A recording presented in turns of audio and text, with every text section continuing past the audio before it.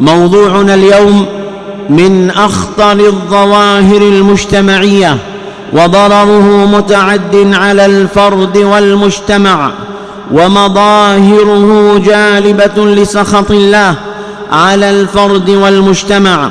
هذا الموضوع الخطير هو البذخ والإسراف وبعثرة المال والأرصدة في شيء يغضب الله أو في مباحات غير ضرورية، وهو نوعان.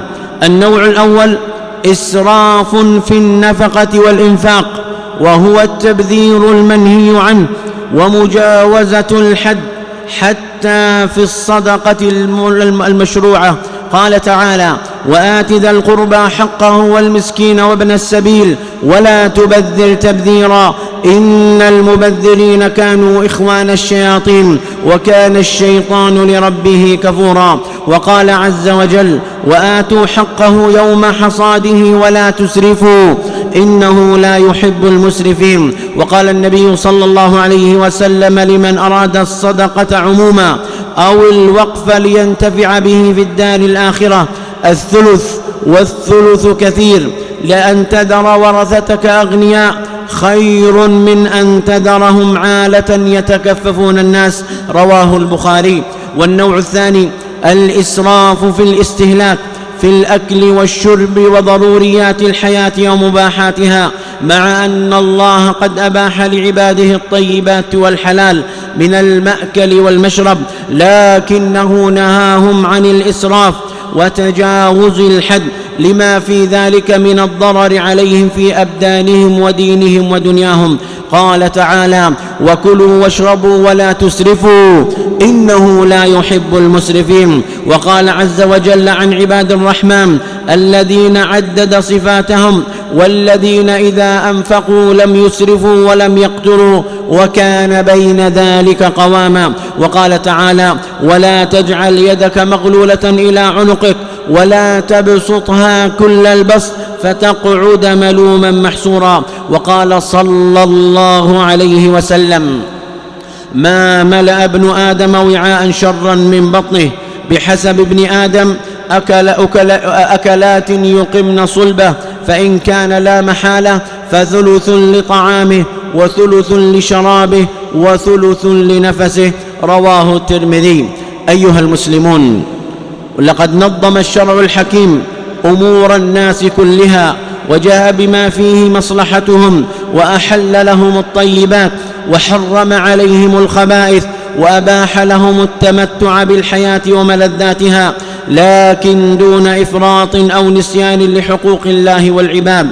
وقدم الإسلام للبشرية منهجا متكاملا وتصورا واضحا عن طبيعة التصرف في جميع شؤون الحياة، وبين بشكل واضح حدود الحلال والحرام فيها، ونهى عن الإسراف بشتى صوره.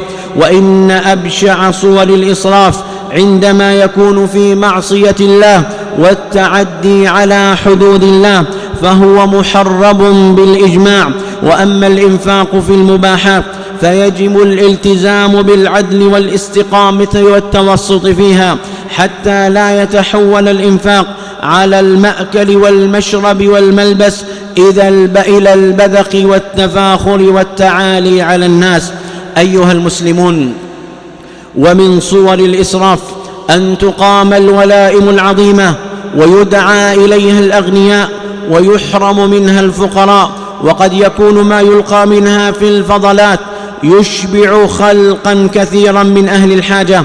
وأما المبالغة في بذل المال طاعة لله في سبيله فلا يكون إسرافا، وإن كان هذا البذل مشروطا بأن لا يضيع المنفق من يعول ويذر ذريته عالة على الناس. قال صلى الله عليه وسلم: أفضل الصدقة جهد المقل وابدأ بمن تعول. أيها المسلمون، ولقد صرح القرآن بأن من طبيعة الإنسان السرف عند الجدة وتجاوز حدود القصد أو الاعتدال. قال تعالى: كلا إن الإنسان ليطغى أن رآه استغنى. وقال تعالى: ولو بسط الله الرزق لعباده لبغوا في الأرض ولكن ينزل بقدر ما يشاء. أعوذ بالله من الشيطان الرجيم. يا بني آدم خذوا زينتكم عند كل مسجد وكلوا واشربوا ولا تسرفوا إنه لا يحب المسرفين. بارك الله لي ولكم في القرآن العظيم ونفعني وإياكم بما فيه من الآيات والذكر الحكيم. أقول ما تسمعون وأستغفر الله العلي العظيم الجليل لي ولكم فاستغفروه إنه هو الغفور الرحيم.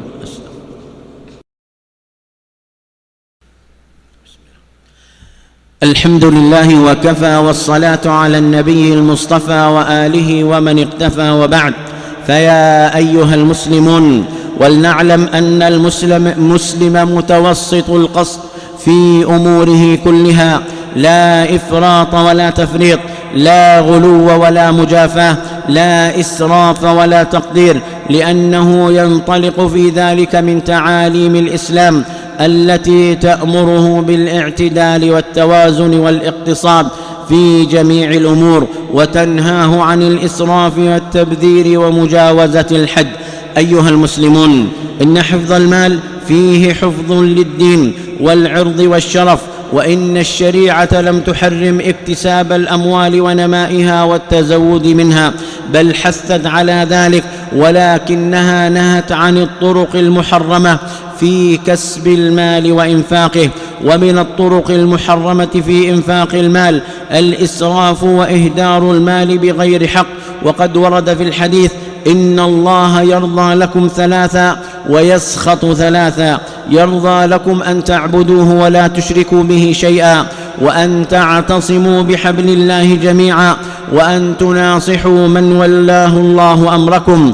ويسخط لكم قيل وقال وإضاعة المال وكثرة السؤال. رواه ابن حبان.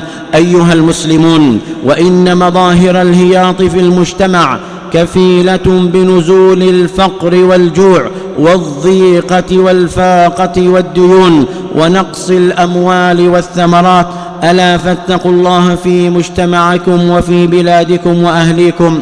وختاما، اللهم أعز الإسلام وانصر المسلمين، اللهم أعز الإسلام وانصر المسلمين، وأذل الشرك واهزم المشركين، واقمع أعداءك أعداء الدين، يا قوي يا عزيز يا حكيم. اللهم اجعل هذا بلدا آمنا مطمئنا رخاء وسعة، وسائر بلاد المسلمين.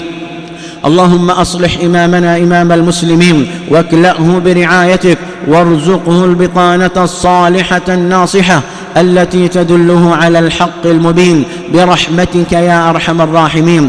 اللهم أصلح نياتنا وأصلح ذرياتنا وأقل عثراتنا وتجاوز عن سيئاتنا، واغفر لنا ولوالدينا ولإخواننا المسلمين الأحياء منهم والميتين برحمتك يا أرحم الراحمين.